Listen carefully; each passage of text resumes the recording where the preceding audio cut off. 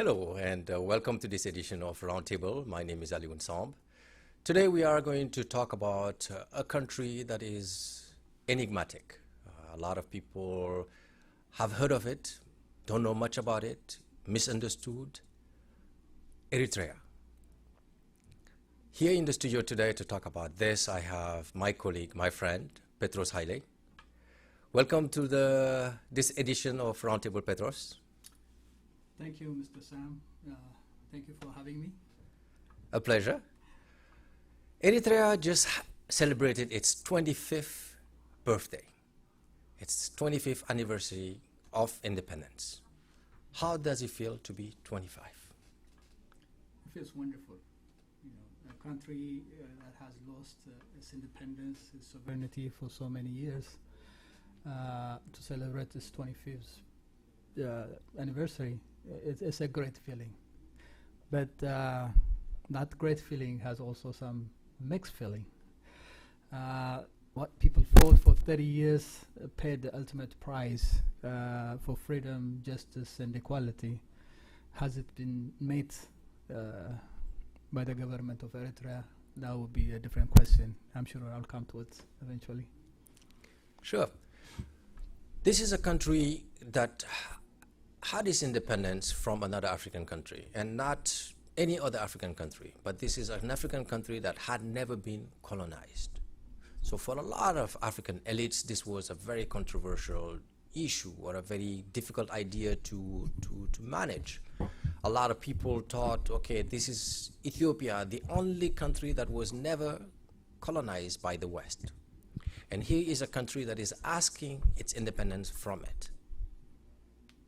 It was very difficult for a lot of African elite to be able to support it. So it was able, though, nonetheless, to manage to get to independence and to be able to, by its own doing.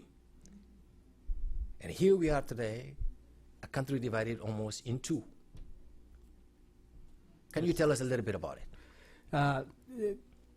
To begin with, the definition of colonialism is, if we take a simple definition of it, is a foreign power taking over the native land by force, regardless of their color, ethnicity, race. What matters is that country has been subjected by a foreign force. In that sense, it's a colonialism, whether you call it a next door neighbor Ethiopia, or the French, the Belgium, or the Portuguese.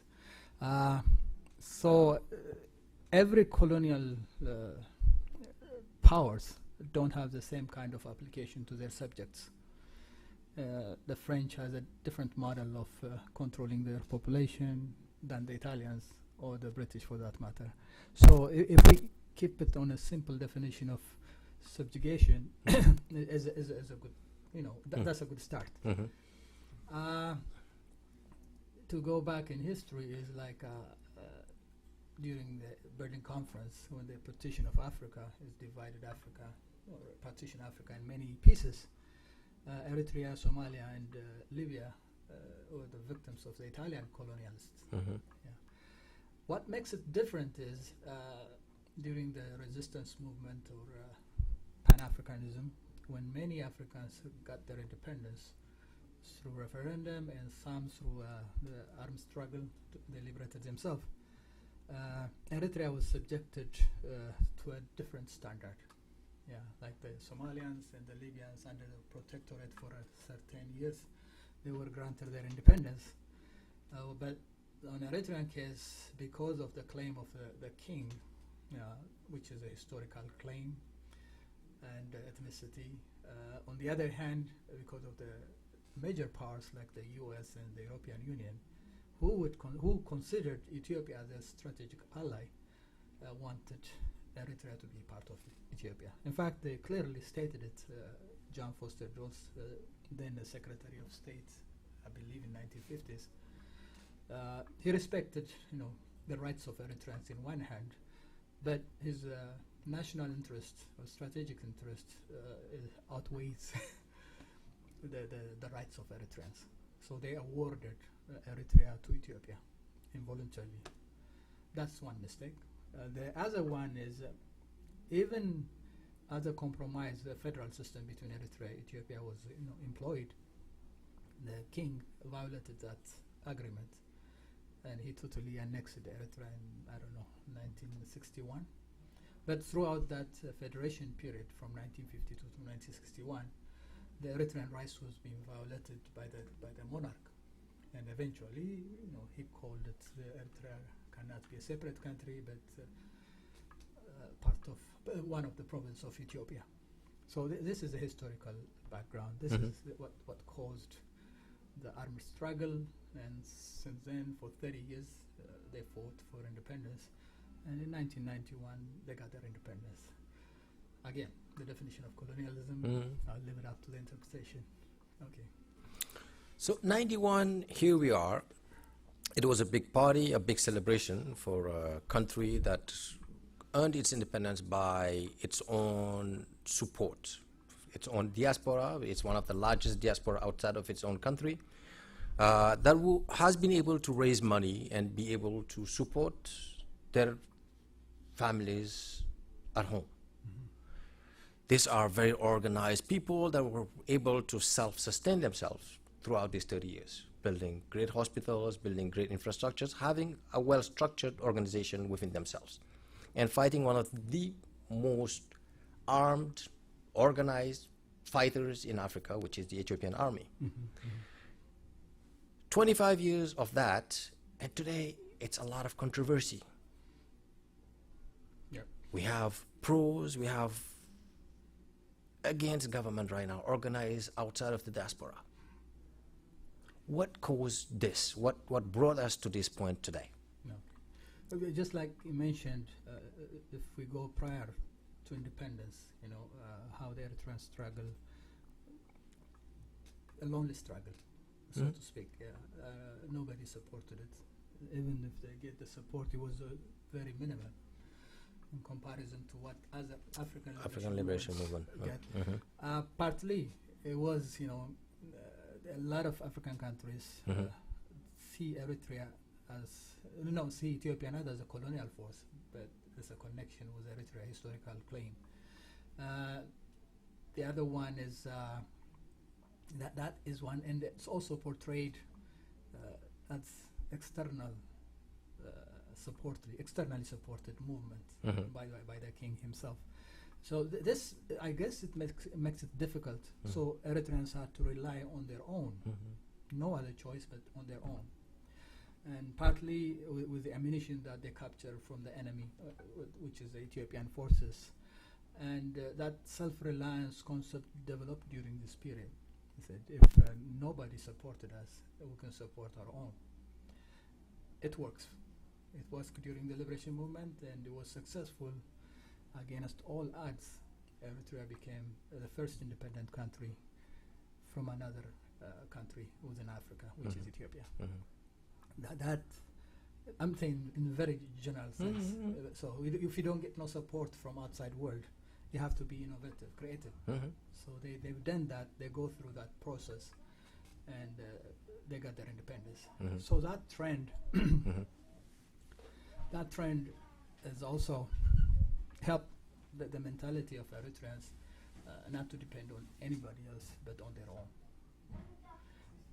That was the cause during the struggle. And it again, if I have to repeat myself, it was successful. The more they became self-reliant, the more they become determined to get their independence, and eventually they got the worldwide recognition on their strength and the stamina and the whole 9 yards.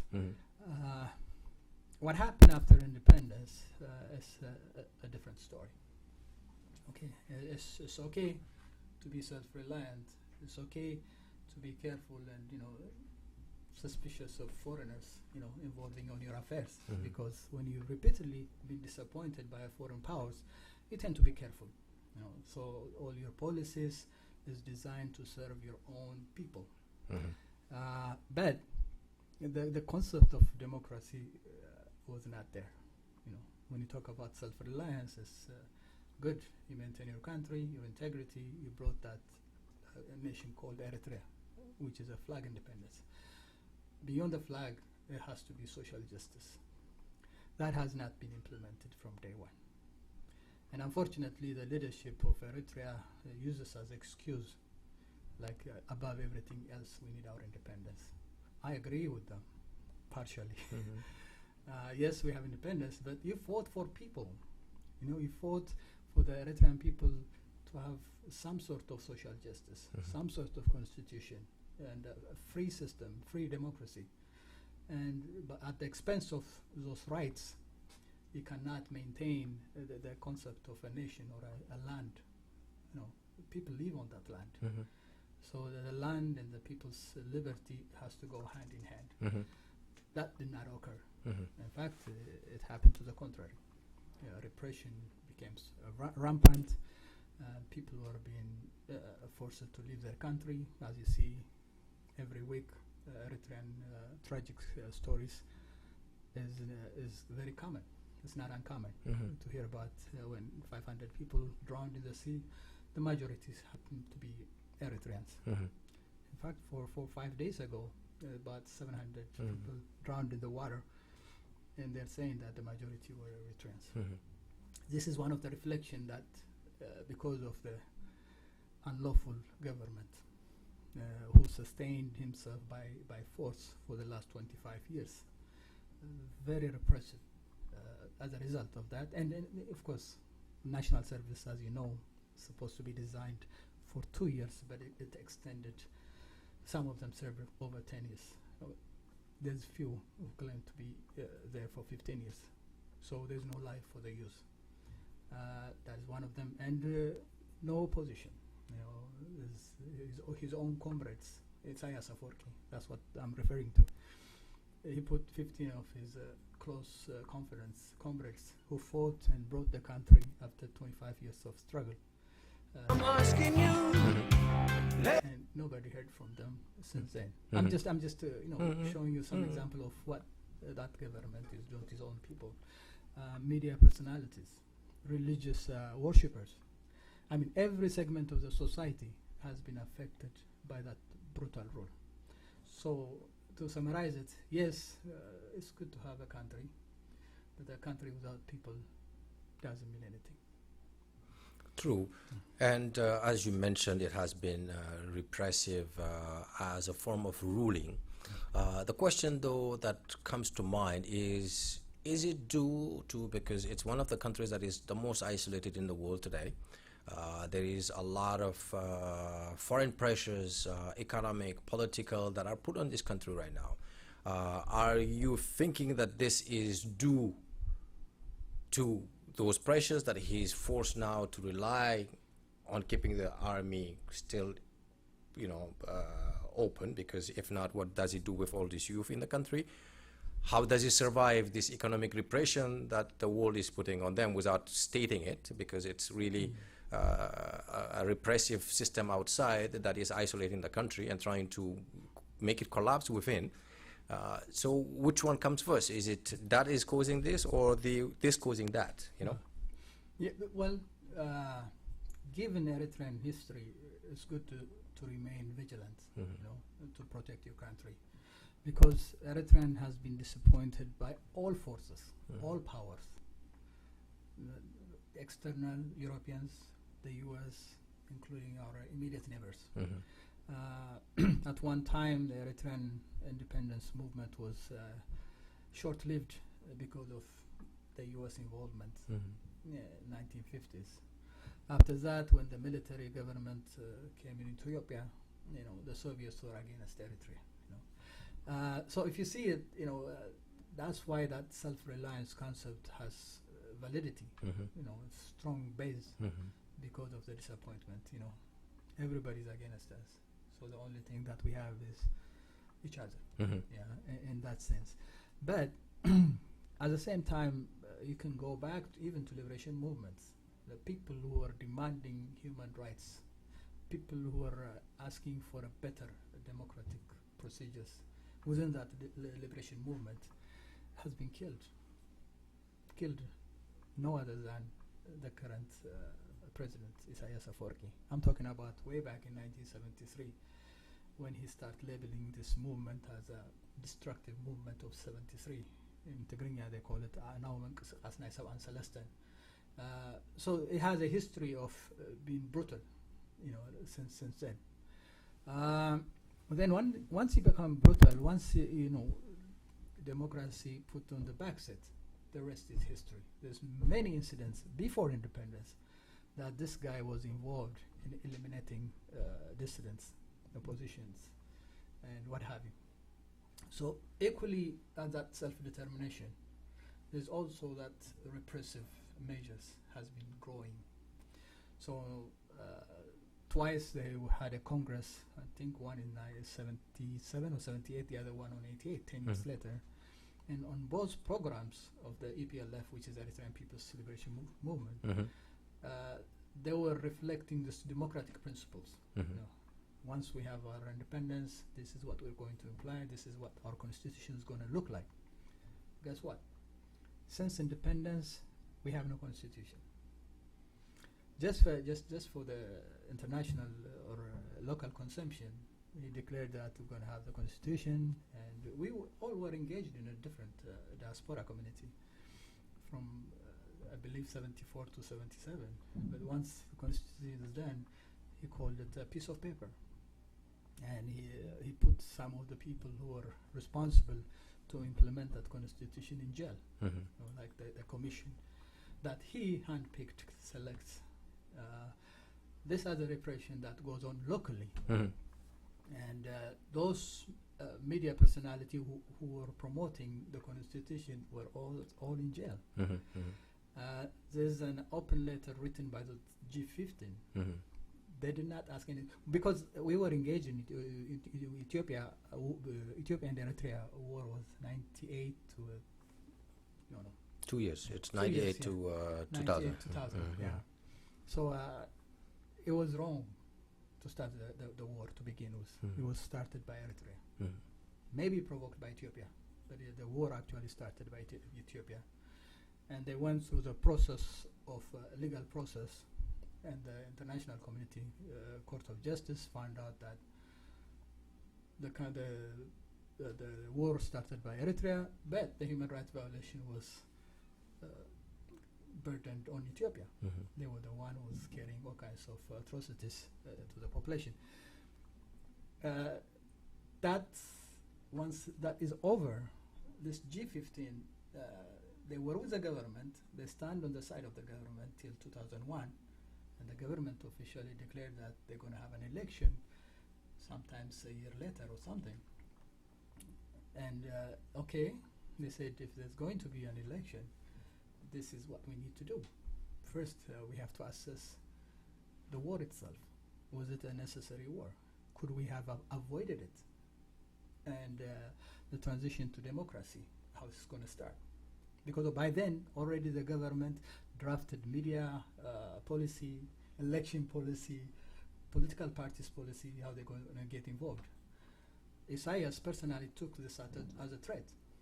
So suddenly he said, okay, because he put the people in jail, and once he put them in jail, he put all kinds of garbage, saying that these people work for CIA, they were seen in the Italian embassy, a very cheap skit. For the last 15 years, no due process, not even their own family are able to see them in jail. Nobody knows where they are. I just read a report about 5 days ago. Out of 15, 14 of them are supposed to be dead. Nobody knows, whether they're still alive. The same number, in fact, double that number of media personalities are in jail. And the imprisonment and the killing goes on a regular basis. And roughly there's over 10,000 prisoners in Eritrea right now. There's political prisoners or people who wanted to escape, religious worshippers, again, just like I said, all kinds of population from different segments of the population in jail. I guess that's what it was, right? Yeah. And the question is, for a young country, having had to fight for all this, it may be difficult to come up with what we call a democratic system right away. because the state is still weak. The infrastructure is too new.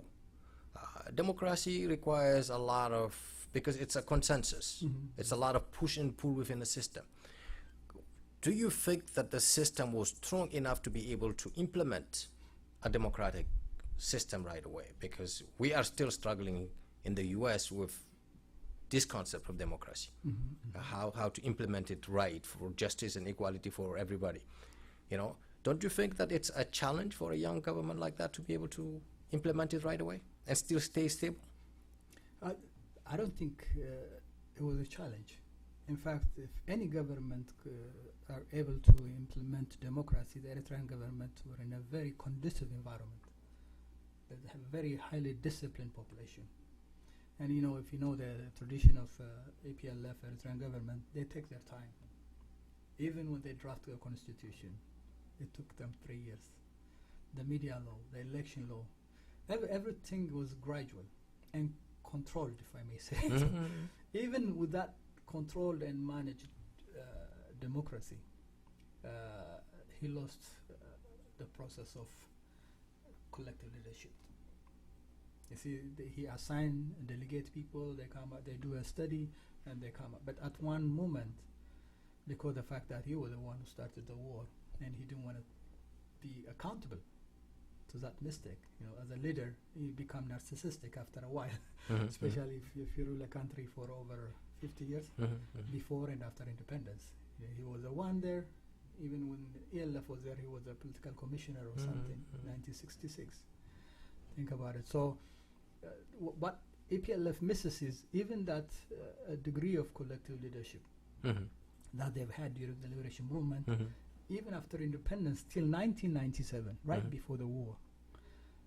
That's when that collective leadership is gone. The tradition of EPLF, you know, analyzing, studying before they take any action, even that it was destroyed and become self-declared dictatorship, a one-man dictatorship. That's when we lost the paths of Eritrea. That's when we lost the stability.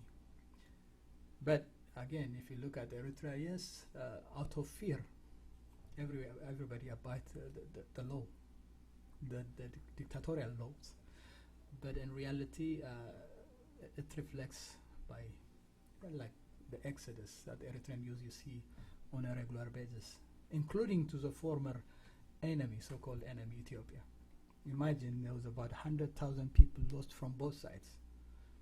3 years later, Eritreans are fleeing to Ethiopia. So that's what shows you how vicious this Eritrean government is. But again, yes, we have 25 years of independence. What does that mean to the Eritrean people and to the international community? Are we going to be able to blame the US, the Russians, or any other forces for lacking liberty locally inside Eritrea? No, I don't think I can do that. If you reconcile with your people and have a semblance of democracy in Eritrea, then you can blame any other foreign countries. Then I will be halfway agree with them. And I'll say, okay, at least they've fed their people. They've done what they can. But even the population of Eritrea live under fear 24/7. So it would be very difficult for me or for any Eritrean to give even a partial credit for the current rulers. How did he manage, though, to, because these are generally speaking soldiers that were in the field for a long time. And generally speaking, people fear people that have guns. How did he manage, though, to subdue this movement to being the sole, because everybody blames him as the man who does all of this. These are generals, these are people that were soldiers like him in the fields for this many years. Yes. How did he manage to sit on top of this infrastructure? The short answer will be, how did North Korea manage to rule a country? That's a bit different, though. Well, the short answer. When you're a dictator, you have your own spy system, satellites, agents that work that is designed strictly to inform and report any activity in Eritrea. They have their own secret political party even prior independence. Not that the whole organization knew about it. They call it the Eritrean political party. That is directly takes command from him. Nowadays, there's a lot of writers, a lot of defectors. They come out and they say this is how it was during the liberation movement. There's tons of them, including his immediate advisors. People like Ministry of Information, Ministry of people who work in the economic department, political affair. They ask asylum in different countries. So they're releasing those information. 30 years kept secret. Just like I remember the East-West Eastern Bloc when the system crumbles. All the files, all the killings, all the the atrocities keep coming out. Now it's beginning to happen in Eritrea. So he kept that secret organization. They say for every 10 people gathered in an area, there's 2 informants within that group, and nobody trusts each other because I don't know who you are, you don't know who I am. In fact, because there was this commission of inquiry that is going on for the last 2 years for the what you call the Human Rights Council. Selected a group of people to find out if there is actually crimes of humanity in Eritrea. And they are working towards it. And he refused to let them in. One of the conditions was for the Commission of Inquiry to go in Eritrea and investigate if there is actually crimes of humanity. Who was going to do that investigation? United Nations. Well, there's Sheila. There's selected by the United Nations. But the United Nations could not have been a good broker. As he kicked them out of the country, they could not come and still be a fair, independent inquiry coming from an organization that he himself is in disagreement with. So that would be a little bit counterintuitive to say that he will allow an organization that he already kicked out to come back and investigate him. Don't you think? I know they don't mind the United Nations coming in. Oh, I'm sure they would not mind. But are they going to be fair brokers? That's what I'm saying. Are they going to be one institution, one global institution that is known for at least halfway decent? Let me put it that way. You can say something about European Union, the U.S. and others, but the United Nations happens to be an international body to a degree. I'm not saying that the United Nations is a perfect and harmonious organization, but you go with what you have. And Commission of Inquiry as supposedly independent elements, people who would be willing to do that. Of course, the opposition will work with them, because if the government does not allow you to come to your country, what do you do? And that's one of the controversy they had before, since the Eritrean government refused this commissioner to come to Eritrea because they were saying that bias, just like you said. So what they had to do was they look for victims elsewhere, not in Eritrea, but the one that is in refugee camps, the one who came to this country, and the one that has been tortured. And that's how you start. Given the record of that government, it's easier to find all kinds of. And I don't blame the government for not letting them in, because the truth will come up. But ironically, the last 2-3 weeks, he starts allowing some foreign media organization in Eritrea, and one of them happens to be France 24. I'm sure it's in French as well. So the guy did a 27 video documentary in Eritrea, and the amazing part is, even controlled and managed, and the tour guide that wanted to show the good stuff of Eritrea were failed because the people don't want to talk about it. And the journalists would say, "Do you mind talking about it?" They say, no, it's okay. And none of them were able to talk to him.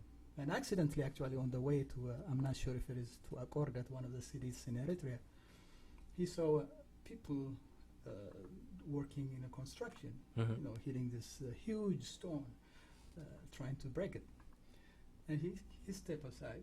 The guide, who did not want him to go there, So when he comes close, he asks one of the workers, and the guide has no choice but to translate exactly what that journalist was asking him. So all of them in there was about, I think, 7, 8 of them were working hard labor. You only give that to a prisoners in this country, maybe. The guy was saying, yeah, this is what we do. We don't get paid. I know most likely the next day he went to jail. They put him in jail.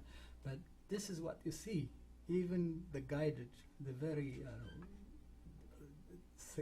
circled tour and very controlled tour, you see people who are saying that we are a national service members. We're soldiers. That's what they were saying. So regardless what the government of Eritrean's justification is, the victims spoke. Which is true. But is he putting Eritrea in the path right now of an autochthone development process? Because the weakness of most African economies is it is not owned by Africans themselves. Here is one country that we can say at least 90% of the resources are still self-reliant. He's putting railways by people that are breaking those small stones that you mentioned right now. Old people that have retired that are putting the rails by hand, screwing them and putting railroads, putting infrastructure still in methods that are still self-reliant. That aspect of Eritrea is very commendable, you know, and yes, there are a lot of factors that are impacting right now, the brutality, the lack of being able to pay and all that good stuff. What is your take on that? If I depart from Eritrea just for a second, then I'll go back. All the railways you see in this country was built by African American slaves in this country. Okay. If you call that development, you know, that encompasses the population, giving the right to work and fairly compensated, then if those slaves were being paid, you know, rather than just food for work, I would call it this is a healthy form of development. Okay. In Eritrea, the indefinite national service, they work for free. If nothing else, they probably have 400 nakfa or something, you know, which is pocket change. It's not going to get them anywhere. That's why you see people leaving their countries in drones, you know. Development index usually encompasses the population as well. You know? If there's no education, if people are not living their normal life, you know, in this country there's a standard, or by 21 you have to finish college, by 25 you have to get married, you know. There was no such a thing. The whole fabric of the society has been destroyed by this so-called discipline, so-called self-reliance. In most cases, they created this enemy, an enemy that you don't see. Ethiopia, they're doing their own thing. Whether you call them democratic, dictatorship, they're not putting their soldier in 24/7 alert. No, they don't. They do their business. You know, I'm not trying to talk about Ethiopia, but they do their own things. Here, everything involves in a war. And that war is not helping the population. It's just extending the life and the term of the dictatorial law. Can we say it's not serving the population yet? Can we say the infrastructure that they're building, because no matter how we slice it, Mao did his development by relying on his people for 20 years. Mao took the population from 1966 to 174, that's when they opened up. So a lot of these things happen through gradually. You don't wake up one day and you become, you know, today we don't see the bikes. We have a solid infrastructure built within the country. Okay, so is it the path to freedom? One generation has to be sacrificed? Maybe. Is that a possibility in this Eritrean case? Because there are things that are very misunderstood about growth, because there is a high human price. You mentioned America earlier. You mentioned Europeans, when we went through industrial development, was very brutal. They took people from the farms to get them to the machineries. It was a very violent process. These things, because now they're past those stages, we don't see it. Maybe for the Eritrean case, this is the path to freedom. The necessary evil? Yes. Okay, for one thing, we're in the 21st century. We don't have to go through what the Americans or the Europeans went through, that hardship, because they did not have any technological know-how when they were going through that process. Chinese did not have anything. If you're familiar with Chinese history, is Deng Xiaoping in 1976. He was being beaten prior to that for raising some of the reform questions, and particularly that for modernization. But since 1976, the system has been liberalized, and that's when they see the growth. They came out of that slavery, the red guards, the brutal system, and all that stuff. In a very strange, ironic way, to have discipline for Chinese revolution from 1959 all the way to 1976, if I'm not mistaken. 49. The beginning of the war, because Okay, I can see that, to maintain stability. But at the same time, if you wanted to grow and advance and become the 21st century human, you have to be very creative, innovative. In Eritrea, look at everybody, around us. We hit rock bottom. In every negative thing that you can think of, not by international standard, even by African standard, we're rock bottom. We're not getting anywhere. So, they say there's no crime. Of course, who wanted to commit a crime under there's more bigger criminals on the chair? Nobody. So fear should not be the factor to rule a nation. That stability, that hard work, if you properly compensated, educated the population, believe me, Eritrea would have gone much faster progress and shown a much faster progress and development. But rather than doing that, the people are resort to exile, exodus. I'm talking about the biblical proportion, just like we heard 4 or 5 days ago. Out of 700, they say maybe there's 20, 30 Ethiopians, but the rest of Eritreans. This is what the report was saying. So, yes, it's good to avoid war. I don't believe in armed struggle. This is a nonsense and crazy idea. But if the opposition are saying that Eritrean population are oppressed, which is 90% of the population, then all you have to do is make sure that 90% are conscious, aware of the situation. Then, without any bloodshed, without more complication, you can transform to democracy, still maintaining your self-reliance, still maintaining your independence. So if that is possible, that is what I would. I know you're not asking me about this one, but no. That's the goal at the end. The goal is to be able to maintain a solid society where it's independent, people are self-governed, and at the same time independent. That's the goal. The final goal is that's what we're looking for any African country, is a self-reliant country that can manage itself, but at the same time is not oppressive to its people. It's open. It's just the push and the pull sometimes is very hard to get the right medium, because some of the countries that we see right now, the Ethiopia that you mentioned right now, I don't know the path that it is taking right now is the right path. Yes, it is modeled right now as the fastest growing country, so forth and so on. But at the same time, we see how much they're losing autonomy. It's highly indebted right now. It's pretty much an occupied territory when you calculate all the NGOs that are inside the country right now and all the interests that are impacting policies. So, is this the model of an African nation that we're looking for, or is it a system where, we rely more on ourselves? Yes, we have to be playing with the open market with the rest of the world, but at the same time, we don't want to sell our resources at very cheap. If it's a 50-50 deal where we get at least 55-60% of the deal, the rest of the world gets 40. It's a fair deal. But when they're taking 75% of our resources, we only keeping 25%. That form of development, we don't want it. And those are the questions that we have to raise as Africans.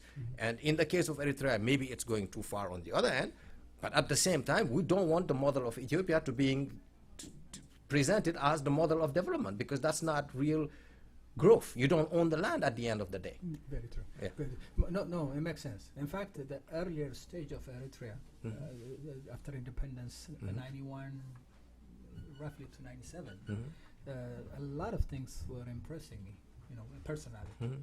Just like you mentioned now, when they deal with a foreign corporation, they deal on equal foot. Like a lot of African countries, they just wanted to sell resource for money, and without them realizing they'll end up being dependent. Eritrea proved otherwise. Like earlier, I think we talked about it too. Nefson Corporation, who owns 60% of your own natural resource and the business in general. It's a good thing. Yeah. Who's using it and whose slave labor is working is a different story. But they did that.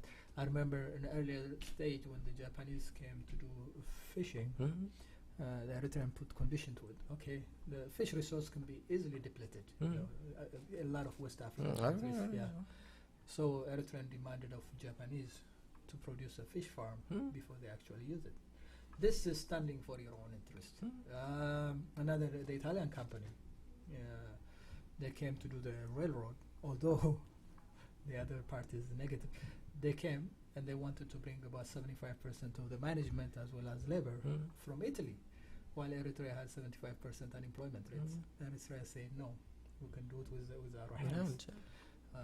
Although the train is still not been completed. It is complete, but it's just like an old, not sufficient enough for transportation or delivering goods through the system. The Korean at one time came and they build houses and they make sure that the Korean teach the Eritreans the skill of building those high rises. This is a good thing.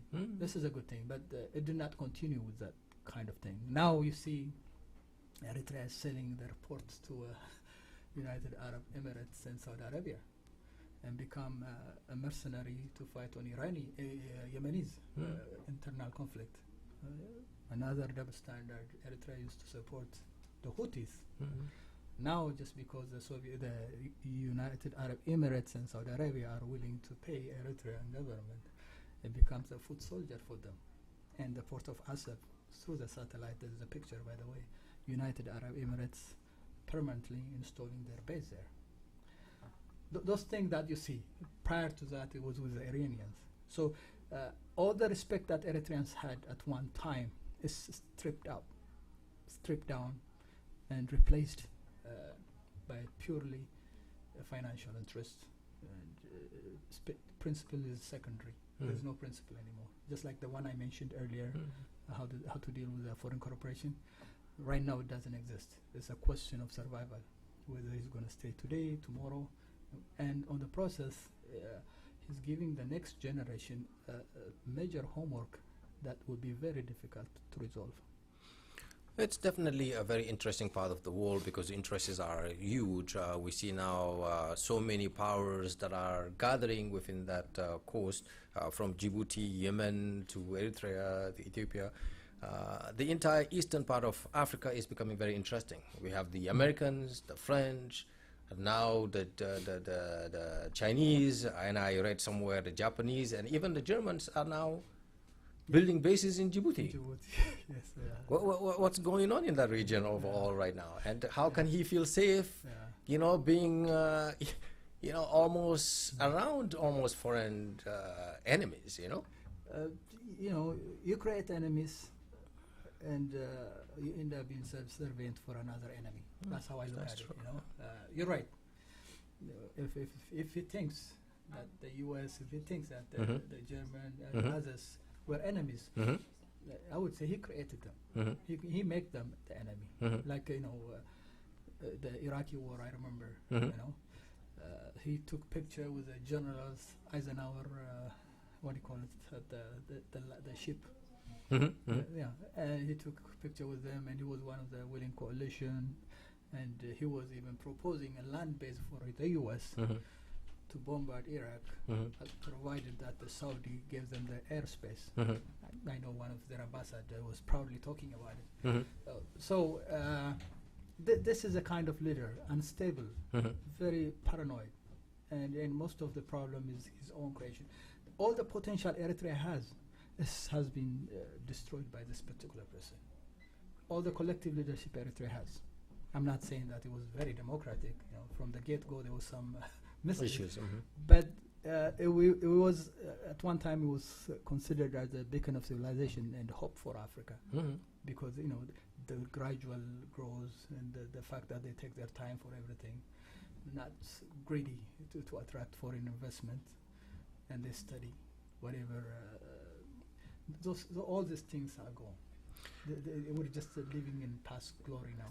They are gone because of the outside pressures, though somewhat, meaning that Eritrea is not going to be left easily, because, like they say, if you have a herd, if one sheep learns how to open the barns, guess what? He will teach all the other sheep how to get out. They're not going to make this process easy for Eritrea. Most Africans themselves don't know much about what's going on in Eritrea. It's one of those kept stories that unless you are very interested in African politics, you do not know about. And that is where we have to avoid, meaning that to paint this, because it is still the beacon of something that can be the exit point for a lot of other African countries. Yes, it is painful right now. It is a process that is taking a toll on the population, and it's been a long process of isolation and economic suffocation. So that cannot be taken lightly. These are powerful forces outside that are going to collapse you. They're going to do everything humanly possible for you, to strip you of all your dignity. The country has still managed, despite all these pressures, to be able to sustain itself. So I don't want us to feel like, this was a total failure. It is not. Yes, it has its limitations.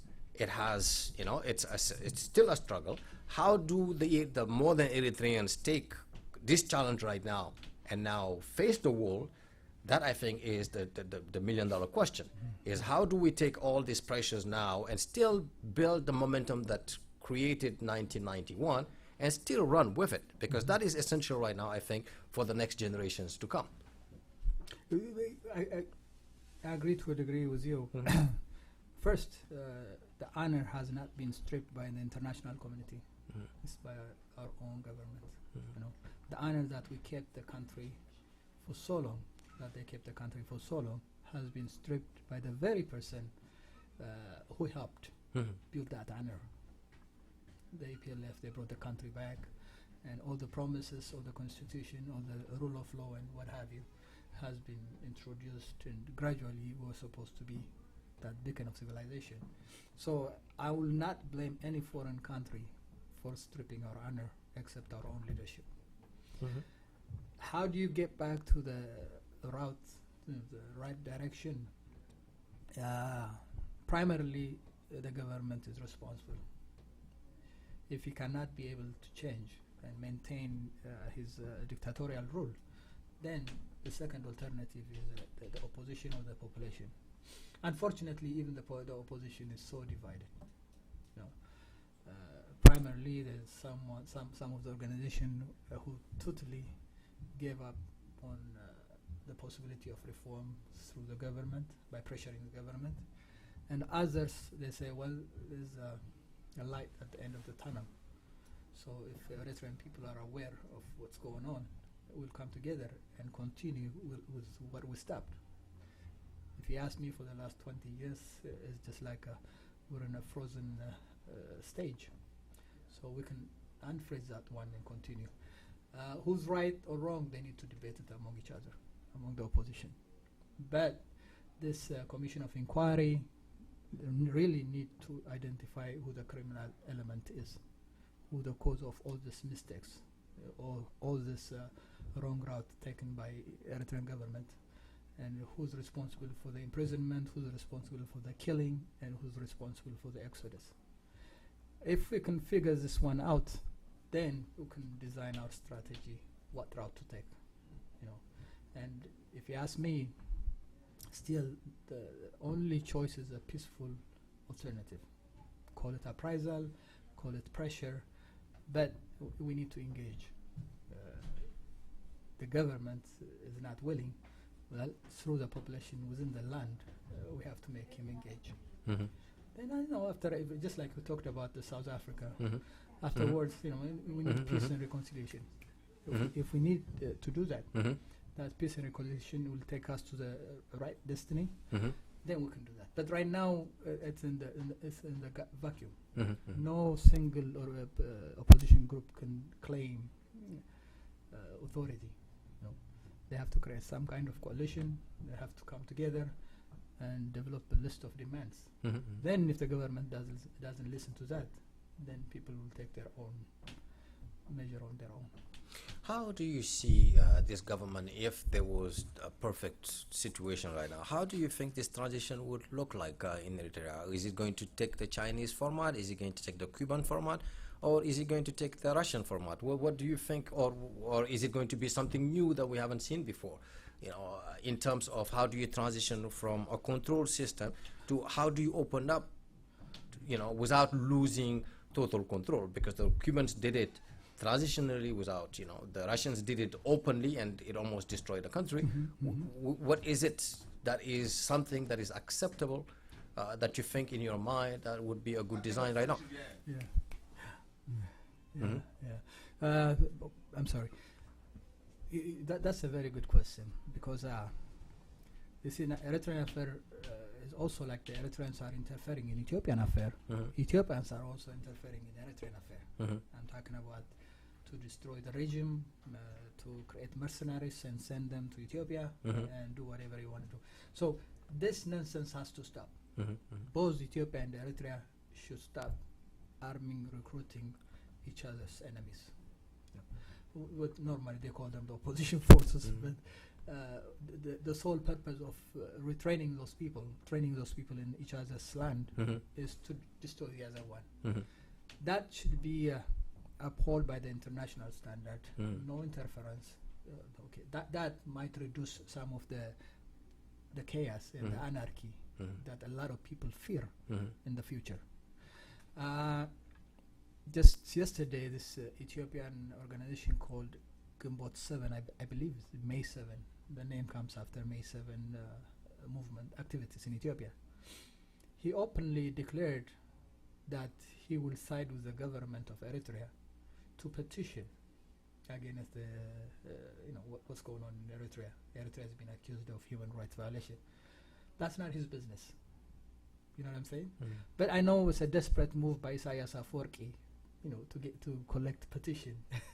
But this opposition movement in Eritrea, Ethiopian opposition movement, takes it upon themselves to campaign on behalf of Eritrea. This is a very dangerous move, not only because they're campaigning, but they're also engaging in armed struggle. So they're launching their attack from Eritrea towards Ethiopia. Ethiopia is doing the same thing. They have Rasado, they have Islamic movements, they have Sagam, secular movement as well. These are being recruited, armed by Ethiopia. So both Democrats in Ethiopia and Democrats or peace-loving people on both nations has to demand that if there is a political party, let them exist as a political party, not as an armed force, because that armed force is a guarantee for chaos for both nations. They both are highly armored up to their teeth. So this trend has to stop. I just found out in a couple of days. Mhm. But I still think in a peaceful movement, by creating awareness among the population, he can pressure the Eritrean government and mend his way back to normal. And the constitution has to be implemented. The country is run by no constitution. The charter that they developed during the liberation movement, I believe, is purely for punitive and punishment purpose. Mhm. Then no other thing, no Bill of Rights like this country, or no way to for a fair system in Eritrea. Mhm. That constitution has to come back, and we have to open up the Eritreans' isolation to the international community. you still can honor your self-reliance integrity. You can have that, but you need to open up the system. Before you do, though, you have to reconcile with your own people. You know, you should invite the opposition to your country. They don't have to organize themselves in Ethiopia or Djibouti or somewhere else. So if we do that, at least we're coming towards some sort of reconciliation, some sort of peace. And it takes a lot from the government position, and it also requires the coalition building of the opposition force from outside. If there is such a thing, maybe, I'm just saying, I can't predict the future. Nobody can predict the future. But at least we can have a relative peace in Eritrea for the coming years. Good. And you are about to have a show on Tempo Afric TV that will be discussing these Eritrean issues. Can you tell our viewers a little bit what? Yes. Actually, every Wednesday, we started last Wednesday. Okay. We started with this title called Ma'adzata. Ma'adzata means dialogue, literally. Yeah, Ma'adzata is just like traditionally in Eritrea, when you wanted to sit and every day there's a family. There's a big table. Very, I don't know what they call it in English, but it's, you know, it's woven with a traditional stuff, and everybody is together. So this guy wrote an article at one time. Ma'adzata means like that, the big table. Not, you know, normally you use it for food, but this time we wanted to use it to dialogue, to talk to each other. So that should be the basic for all Eritreans to start with. If we start with that dialogue, then maybe the rest will follow. Now we have over 30 political opposition parties. None of them talk to each other.